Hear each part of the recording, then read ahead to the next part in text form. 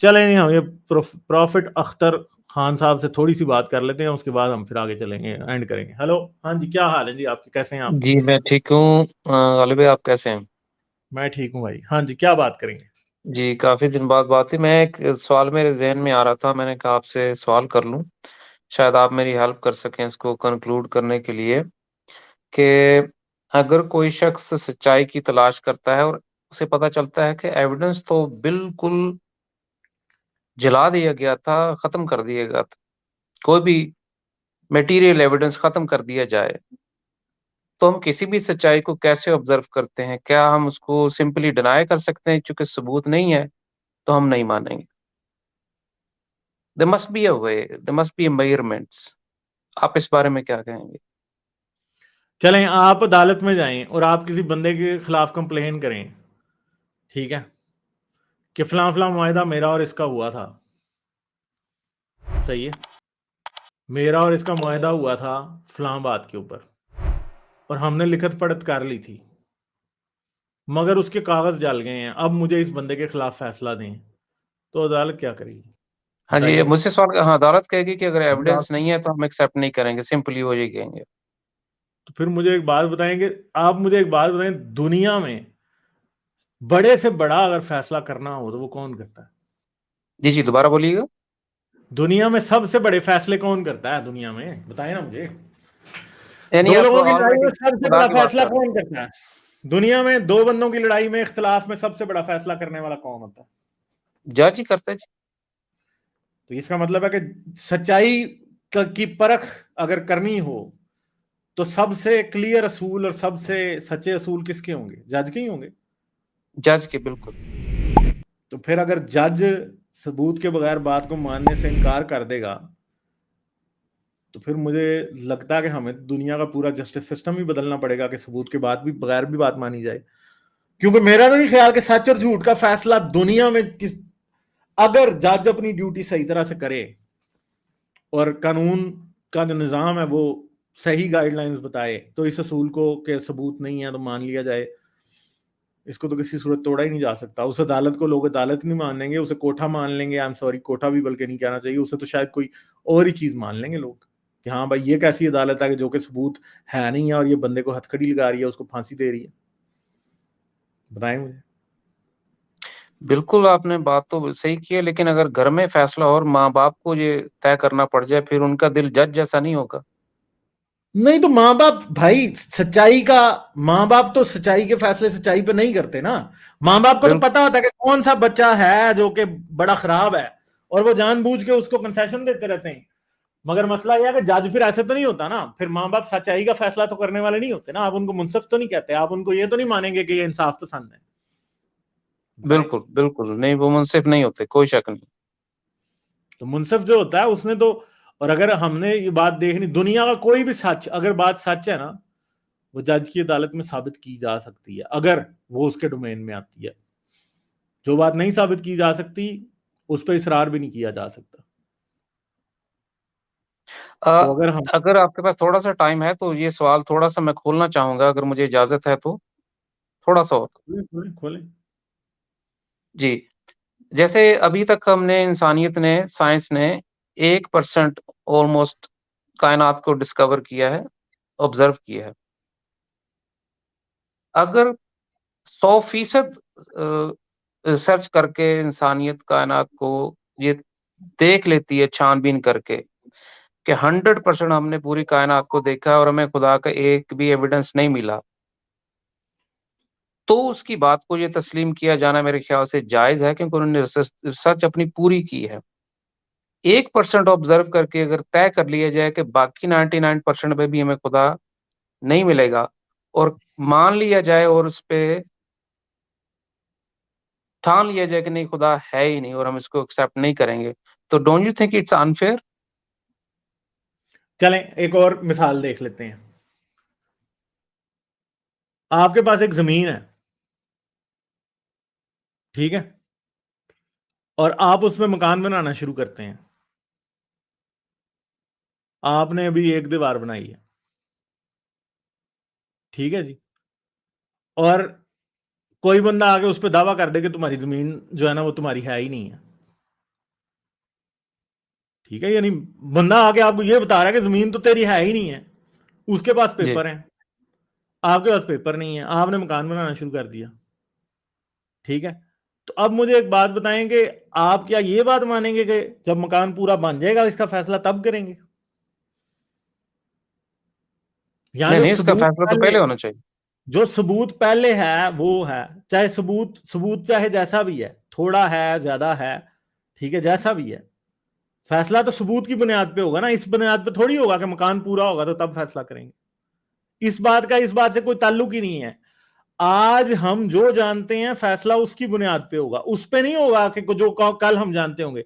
कल हम पता चले कि आज से 1 मिलियन साल बाद भी इंसान को पूरी कायनात का नहीं पता चला, तो मुझे बताएंगे आज वाले इंसान जो है वो कभी अपना फैसला कर ही नहीं पाएंगे, क्योंकि हमने तो 4 साल बाद मर जाना है, या 10 साल बाद, या 100 साल बाद। तो हम तो कभी भी, यानी हम वो लोग होंगे जो बीच में लटके रहेंगे जिन्होंने फैसला नहीं करना।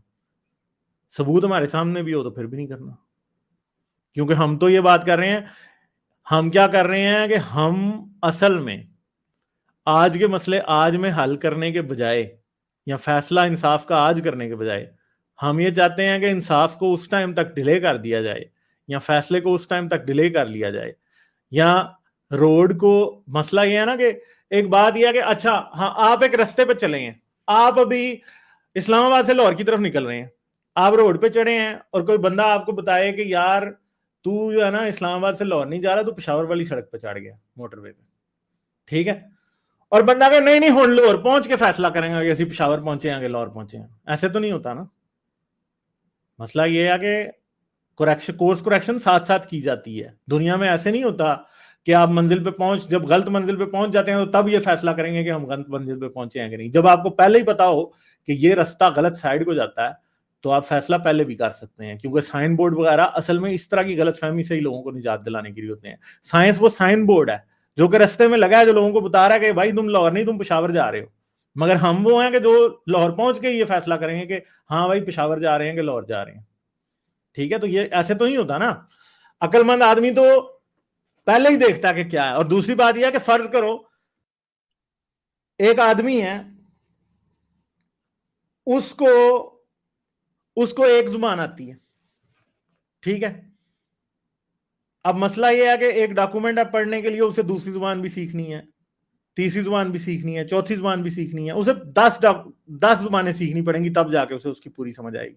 मगर उसके पहले सफे के ऊपर सिर्फ और सिर्फ जो जुबान उसे आती है उसमें ही लिखा हुआ है सब कुछ।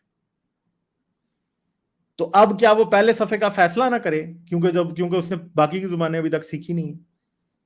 तो मेन बात यह है कि दूसरी बात यह कहना कि साइंस ने अभी बहुत कम यूनिवर्स डिस्कवर किया है, साइंस को कल को पता लगेगा, ये सब कुछ ऐसी बात है। ये बिल्कुल वही बात होती है जैसे बूढ़े लोग होते हैं, वो बैठे होते हैं घरों में या थड़ों के ऊपर और वो देखते हैं कि जवान लोग गाड़ियां खरीद रहे हैं, जवान लोग बड़े अच्छे चल रहे हैं, कोई डेटिंग कर रहा है, कोई कोई कॉलेज यूनिवर्सिटी में जा रहा है, किसी ने नई गाड़ी खरीद ली, किसी ने मोबाइल खरीद लिया, किसी ने फलां काम कर लिया, किसी ने नई दुकान डाल ली, और वो कहता है कि अच्छा जी, वो बुढ़ा बैठ के कह रहा होता है इन्हें दुकान पे पाली है, देखो चलनी कोई नहीं।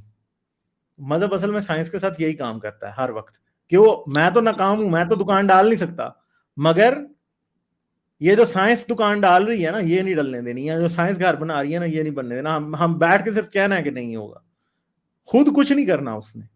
खुद ना उसको पता है कि उसने दुकान कैसे चलानी है, ना उसे पता है कि दुकान में प्रॉफिट क्या होता है, लॉस क्या होता है, चीजें कैसे करते हैं, इन्वेंट्री कैसे करते हैं, लॉजिस्टिक कैसे मैनेज करते हैं, उसको एक भी चीज का नहीं पता। बस वो ये सिर्फ कह रहा है कि वो इधर चलेगा तो फिर पता चलेगा। ऐसे नहीं होता। हाँ, मैं आपकी बात से तो एग्री करता प्रैक्टिकल हूँ, लेवल लेकिन पे इस बातों की कोई अगर वैल्यू नहीं रिसर्च है। करेंगे आप, अगर इन्वेस्टिगेट करें आप, कतकला माफ, जब आप एक इंस्पेक्टर है वो अरेस्ट वारंट लेके आता है, सर्च वारंट लेके आता है, तो वो एक कमरे की तलाशी लेके नहीं तय कर सकता भी यहाँ तो कुछ नहीं मिला तो बाकी सारा घर भी साफ होगा। Until he finish the whole house he search is done 100%, तब वो कह सकता है यहाँ कुछ नहीं मिला। उससे चलें पहले हम फिर इस केस को भी डिस्कस कर लेते हैं। चलें जी, आया था वो वारंट लेके, वो आया था ड्रग्स ढूंढने, ठीक है जी, ड्रग्स नहीं मिले, सही है, असला मिल गया। अब भी डिसाइड करेंगे कि घर वाले मुजरिम है कि नहीं, या क्योंकि वो वारंट जो है वो सिर्फ ड्रग्स का लेके आए थे इसलिए वो असले का पर्चा नहीं काटेंगे, या असले के नाम पे पकड़ेंगे नहीं उसको। इलीगल असला निकली आ रहा है। मजहब का यही मसला है ना कि हाँ, मज़हब का मज़हब तो ये यही कहता है मसला है। मज़हब ये कहता है कि खुदा ढूँढो, अगर मज़हब असला ये भी नहीं कहता है निकलता। जी, ठहरे, जी। ठहरे, ठहरे ना, असला जी, तो जी। निकल रहा है ना। बता देता हूँ असला कैसे निकल रहा है। अब सिंपल सी बात है कि मज़हब ये कहता है कि अच्छा आप वारंट लेके आएँ और आप खुदा ढूँढें और पूरा घर आप ढूँढें। पूरा घर जो है वो कायनात है, ठीक है? पहली बात ये है कि इस कायनात के अंदर सिर्फ ज़मीन वाला कमरा खुला है, बाकी सारे कमरे बंद इसलिए हैं कि कोई ना मज़हब उधर जा सकता है ना हम उधर जा सकते हैं। पहली बात तो ये। अच्छा, अब इस कमरे में हमें ड्रग्स तो नहीं मिले जिसे आप खुदा कह लें या जो भी कह लें, मगर हमें क्या मिल रहा है? हमें असला मिल रहा है। असला क्या है? असला खुदा के वो क्राइम्स हैं या खुदा की वो झूठ हैं जो कि रोज हमें पता लगते हैं। खुदा कहता है मैंने तुम्हें मिट्टी से बनाया, हमें पता चलता है कि यार इस बात का कोई सबूत नहीं है। खुदा हमें ये बताना भूल जाता है कि बैक्टीरिया और वायरस भी कुछ होते हैं। ये असला भी हमें मिल गया आज, ठीक है? यानी वो असला जो कि खुदा ने कभी कहा ही नहीं था कि है, वो असला हमें मिल गया। बैक्टीरिया, वायरस, खुदा कहता है कि हमने तुम्हें फलां फलां तरीके से बनाया था, इधर भी हमें असला मिल गया कि ओहो जी हम तो एवोल्यूशन से बने हैं। फिर खुदा हमें ये कहता था कि ओ जमीन की बड़ी इंपॉर्टेंस है, हम तुम इंसान अशरफुल मखलूकात हो, मैंने तुम्हें इस जमीन के ऊपर बनाया है। और पूरी इवन के बाइबल में तो यूं लिखा है कि खुदा कहता है कि फलो और बढ़ो और जमीन को मामूरो वो करो, इस तरह से पूरा एक वर्ड है वो कहता है। मगर मसला यह है कि हमें तो आज पता लगा इस जमीन की औकात ही कोई नहीं है इस यूनिवर्स में। तो असला तो हमें मिल ही जा रहा है, ड्रग्स जो है ना वो नहीं मिल रहे। ड्रग्स वही होंगे कि खुदा जो है ना मिल जाए। जी, अब आखिरी आखिरी गुज़ारिश करूँगा, अगर आपको उस घर में पता चले कि ये असला उस घर के मालिक का नहीं है, ये जितना गंद इन्होंने देखा है, ये उस घर के मालिक के ने ना उसने रखा है, ना उसकी प्रॉपर्टी का हिस्सा है, ये इन आने-जाने वालों ने खुद ही वहाँ पे धकेला है, तो इसका ज़िम्मेदार हम उस घर के मालिक को थोड़ी ठहराएँगे, क्योंकि उसके और भी धंधे होंगे। कहीं आता-जाता होगा, हमें उसके बारे में पूरी इन्फॉर्मेशन नहीं है, तो इंस्पेक्टर उसको गिरफ्तार कर तो लेगा, लेकिन उसके साथ इंसाफ नहीं होगा। मसला ये है कि अगर तो घर का मालिक अल्लाह है, अगर यूनिवर्स को लिया जाए तो यूनिवर्स का मालिक अल्लाह है, जी। ठीक है? अल्लाह कहता है ड्रग्स हैं, ठीक है? कि मेरे पास इधर ड्रग्स हो सकते हैं, सही है? ड्रग्स नहीं मिल रहे, असला मिल रहा है, अल्लाह को नहीं पता कि सिंपल सी बात है।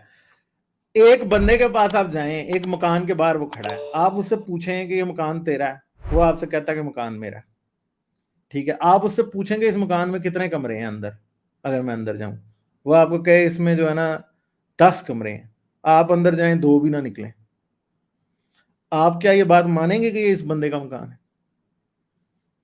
नहीं, नहीं, बिल्कुल नहीं। यही काम अल्लाह के साथ होता है ना हर बार, क्योंकि अल्लाह कहता है कि उसने इंसान को मिट्टी से बनाया, इंसान एवोल्यूशन से बना है। अल्लाह कहता है कि उसने जमीन को 6 दिन में बनाया, इधर 4.6 अरब साल निकल आते हैं, ठीक है? अल्लाह कहता है कि उसने चांद, सूरज, सितारे जो है वो पहाड़ों के भी बाद बनाए। कुरान में अल्लाह कहता है कि पहाड़ों के बाद बनाए, यानी पहाड़ दूसरे के तीसरे दिन बनाता है और चौथे दिन चांद और सूरज को बनाता है। और हमें ये पता लग रहा है कि वो भाई चांद और सूरज तो जमीन से, पहाड़ जमीन के ऊपर जितने भी हैं वो तो 100 मिलियन साल भी पुराने नहीं, यानी 10 करोड़ साल पुरानी कोई माउंटेन रेंज जमीन के ऊपर नहीं है, ठीक है? और अल्लाह ये कह रहा है कि ये पहाड़ उसने सूरज और चांद से पहले बनाए थे। सूरज और चांद जो है वो 4.6 अरब और 4.4 अरब साल पुराने, और हम इधर जो है ये मान के बैठे हैं कि पहाड़ उससे। तो अब बात यह है कि ये वही उस बंदे वाला ही चक्कर है कि वो बाहर खड़ा होकर कह रहा है कि ये मकान मेरा है और मैंने बनाया है, मगर उसको ये नहीं पता कि इसके अंदर कमरे कितने हैं। तो हम कैसे मान लें कि ये बंदा इसका घर है? हम मान ही नहीं सकते, ठीक है? जी, हमें तो शुक्रिया। मैं हम तो और तब सवाल नहीं मानेंगे कि करूँगा आपसे। वो तो हमें एक एक चीज बताता है कि फलां कमरे में एक अलमारी है तो उसका हैंडल इस रंग का है, फलां कमरे में जो अलमारी है उसके अंदर इतने खाने हैं, फलां खाने में फलां चीज पड़ी हुई है, तब हम मानते हैं, ठीक है? घर जिसका जी, होता है वो शुक्रिया, तो शुक्रिया आपका, बहुत शुक्रिया, वरना इतनी देर में तो मुझे ये मज़हबी लोग ना जी स्ट्रीमों पे गालियाँ दे के उठा देते हैं। आपने इतनी देर मेरे साथ बात की, मैं बड़ा शुक्रगुज़ार हूँ आपका। चलें, बहुत शुक्रिया, थैंक यू। लाइक, शेयर और सब्सक्राइब करना मत भूलें। इसके साथ साथ आप मेरे चैनल को पेट्रियन पर सपोर्ट कर सकते हैं। पेट्रियन का लिंक वीडियो की डिस्क्रिप्शन में है।